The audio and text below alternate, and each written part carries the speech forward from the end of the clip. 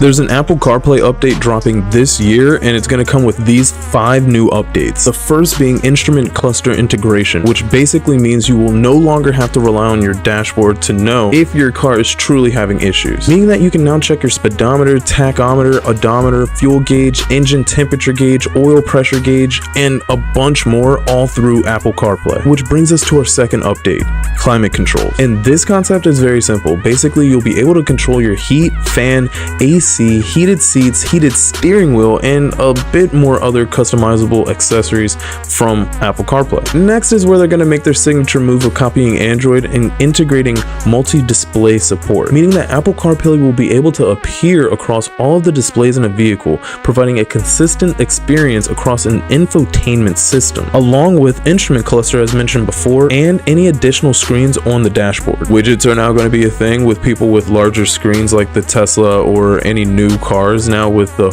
full dash being a screen. And last, now FM radio will work like XM radio, meaning that they'll both be using satellite. Well, XM radio was already using satellite, but FM radio will now use satellite through Apple CarPlay. This high school math and science teacher just confessed to using ChatGPT in the classroom to help her with her lessons. Her name is Shannon Ahern, and she's a high school teacher in Dublin, Ireland. And she was actually scared that ChatGPT would take her job away from her. But according to this letter that she wrote, her mind changed after she started using the AI for class prep, which saved her loads of time. So yeah, like I said, Shannon was actually afraid that ChatGPT would take her job, especially after she saw the AI model create math lessons in mere seconds. Not to mention, ChatGPT 4 just dropped, so who knows how powerful that is really. She was left thinking to herself, what am I here for? What's my purpose? What's unique about me now that anyone with AI tools can create lessons in 30 seconds? But after giving it a try, she said that she was a little intimidated at first, but now she actually uses ChatGPT to write lesson plans, generate exercise worksheets, and come up with quiz questions. She even said that she got it to generate a fill-in-the-blank worksheet by feeding her lecture notes to the bot and telling it to remove keywords, a task that would have taken her ages to do manually. And then she was even able to develop an interactive game. More power to her. I wonder how far we can take this.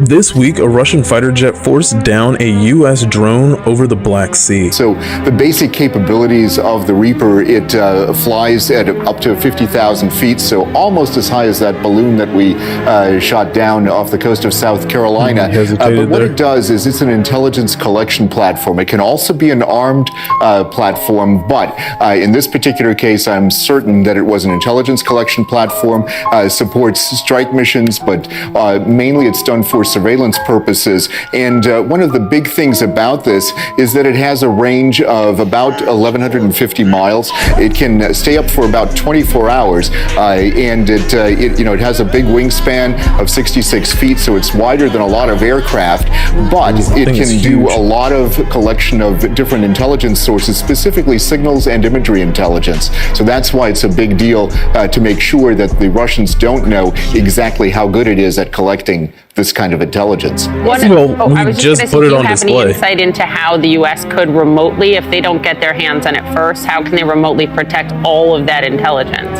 So one of the things that can happen, Poppy, is they can actually zeroize the equipment. So what they can do is they can take the cryptography that is associated with that and make it null and void in essence. So what that does is anybody who looks at that then won't be able to see what's been transmitted. Okay.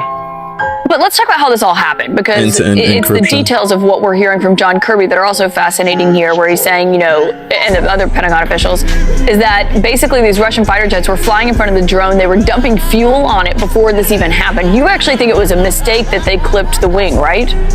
Yeah, I do think that, Caitlin, and the reason I think it was a mistake is, when you look at the way in which these drones operate and the way in which the Russians fly their aircraft, they come really close to this. This is a picture of the drone as it's getting ready to take off.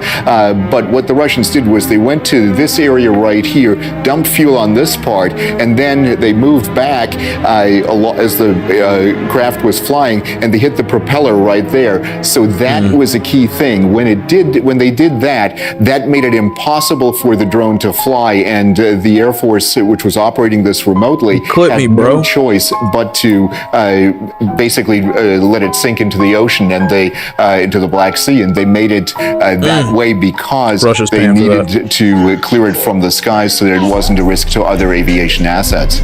Here are 3 humanoid robots I guarantee you did not know were in existence. And up first we have Artemis, the world's fastest humanoid robot that is definitely ready for the RoboCup. It's 85 pounds, almost 5 feet tall, and maintains stability even when violently shoved or disturbed. Again, remember, we're talking about a robot. And according to this report, we can thank the University of California, Los Angeles, UCLA, Samueli School of Engineering, because they've developed advanced robotic technology for enhanced mobility and improved stability, or Artemis. In July, the robot will travel to Bordeaux, France to compete in the Soccer RoboCup of 2023, called the 2023 RoboCup. And next is where we take a sharp left turn. You see, there's this AI robotics startup called Figure, and they're developing the world's first commercially viable autonomous humanoid robot, conveniently known as Figure 01. And it's exactly what you expect a robot to look like. According to this report, it has hands for opening doors and using tools. It has arms and legs for lifting and climbing stairs. It's designed to effectively manage many of the same tasks that are currently completed by humans. Now, this is straight from their website. Figure 01 brings together the dexterity of the human form and cutting-edge AI to go beyond single-function robots and lend support across manufacturing, logistics, warehouse, and retail. The release date right now is next year. Buckle up. And last, thanks to the researchers at Carnegie Mellon University, they've completed making an autonomous robot, and they've named it Alan. Now, when I say autonomous, this means that it can perceive its environment, make decisions based on what it perceives,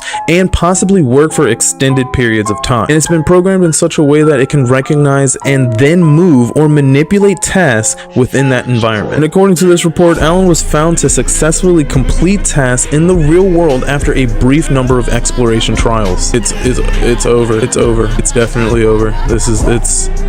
It's coming to an end. All of it. It's all coming to an end soon. Burnout is on the rise worldwide, and Gen Z, young millennials, and women are the most stressed. So according to this report, of 10,243 full-time desk-based workers polled in 6 countries, including the United States and the United Kingdom, over 40% say that they're burned out, which WHO defines as an increased mental distance from one's job, feelings of energy depletion, and negativism. The 42% marks a new record since Future Forum began measuring work burnout since May of 2021, and at that time it was 38%. But there's a caveat. 2 types of people, however, are at greater risk of burning out than everyone else: women and workers under 30. Nearly half, which is about 48% of 18 to 29-year-olds, said they feel completely drained, compared to the 40% of their peers that are 30 and up, while the women, a staggering 46%, reported higher levels of burnout than the men, 37%. And currently there's no solution.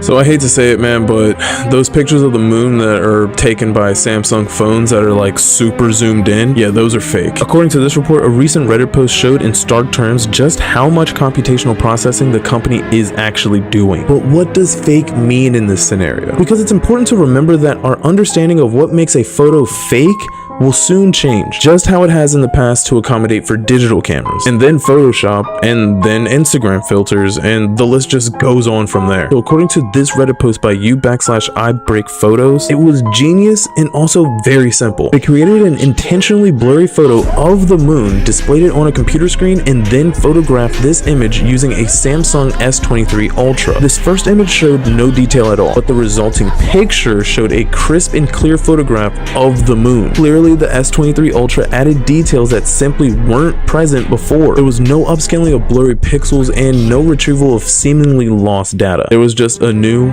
fake moon. Can't trust no one. That's crazy. They've been lying this whole time. Lowe's, the Home Depot alternative, has been in some pretty hot water due to their third-party delivery. And now, instead of trying to solve that problem, they're testing a 400-pound egg-shaped autonomous robot to patrol parking lots in some of its stores. So according to this report, Lowe's is now testing this security robot from the robotics company Nightscope. And like I said, they're there to patrol parking lots at some of its stores to enhance safety and definitely not bump into your car. So the vice president of asset protection and safety at Lowe's said, "Safety is more than a priority at Lowe's. It's a core value for our company. To continue to drive safety in our stores, select locations are receiving a new security robot as part of a pilot project. This pilot is part of Lowe's continuing efforts to utilize new and innovative technologies to keep associates and customers safe. These locations include Philadelphia, Washington State, North Carolina, Washington DC, and California. I don't know what it's going to do out there patrolling the parking lot besides harass people, but hey, it is what it is."